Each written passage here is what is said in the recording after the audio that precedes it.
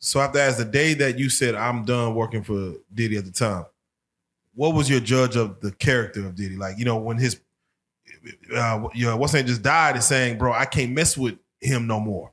And then died the next day. What was your from what he died like 3 days later. 3 days later. What was your take on his character at that time? Like, was it going left, do you feel? Well, you gotta understand,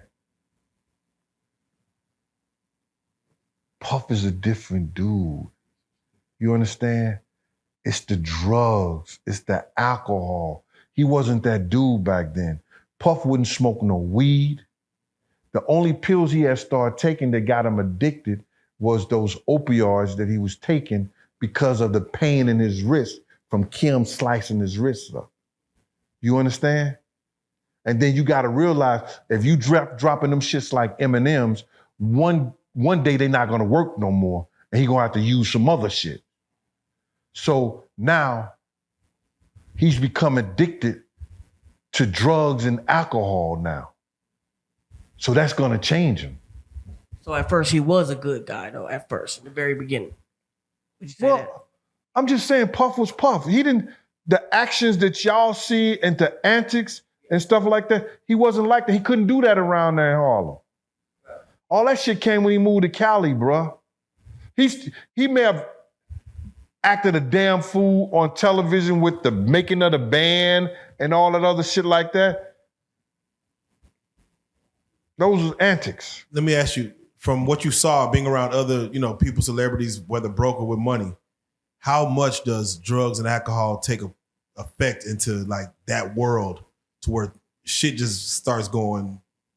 Bro, they have no control over themselves, bro. Look at some of the greatest artists of all time. Rick James. Cocaine is a hell of a drug. You understand what I'm saying? Yo, once your mind and your body is addicted to something, brother, it changes who you are and what you represent. Now, have you ever had any client that was hard to protect because of the things they ingested, like the drugs and alcohol they ingested? I was a special dude, bro. I didn't just work for everybody. You understand? I worked for Scott Storch. Yeah. I worked for Salt and Pepper a couple of times. Fat Joe. 50 was a part of the crew. So I was with him shortly. When people came in like Nate Dogg, Exhibit, Mac 10, and I'll get a phone call, they're gonna be in New York, Gene, I need you to look out for them. I never had anybody that would disrespect what I told them and what I stood for until the night Big died, and that was Puff. And Gene, I want you to stay right there. You were present when Big died, and I seen you went back and forth with Mace about what he had going on and what you did.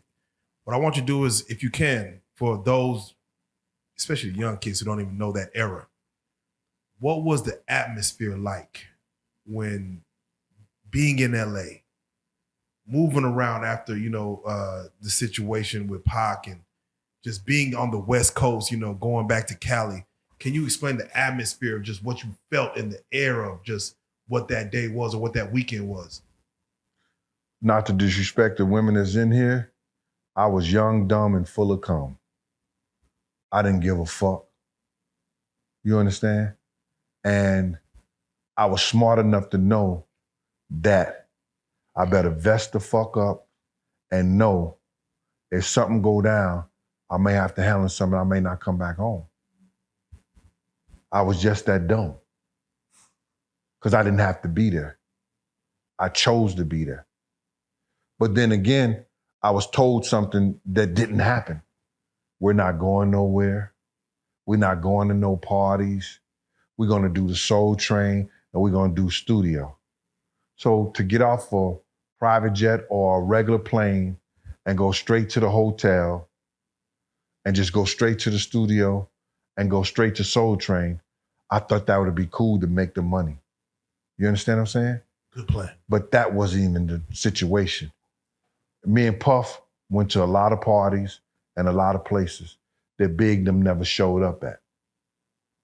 The only time I seen Big them was at the studio and Soul Train. You understand? Yeah. So it was dangerous, it was idiotic, and it was crazy for us to risk anybody's life for being in Cali at the time. Around the time when Pac was actually killed, did Puff exhibit any kind of weird behavior or maybe any kind of guilt? I didn't see Puff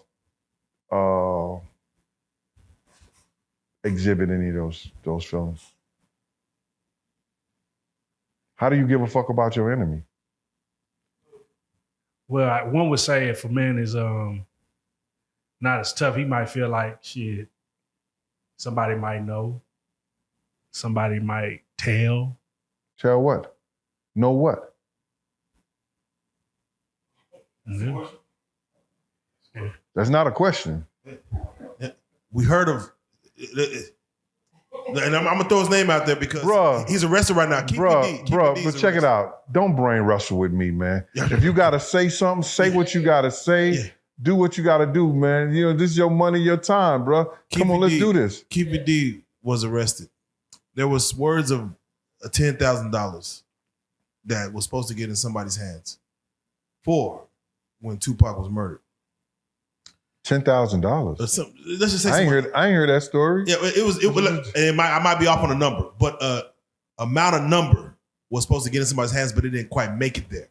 And this is through the Keefe D Vlad series, to where anything that, as far as, again, not saying who was what, but because that happened, because Tupac was murdered, that some money was to be exchanged. It didn't happen. Did you ever hear any rumblings of someone didn't get paid? No, not at all.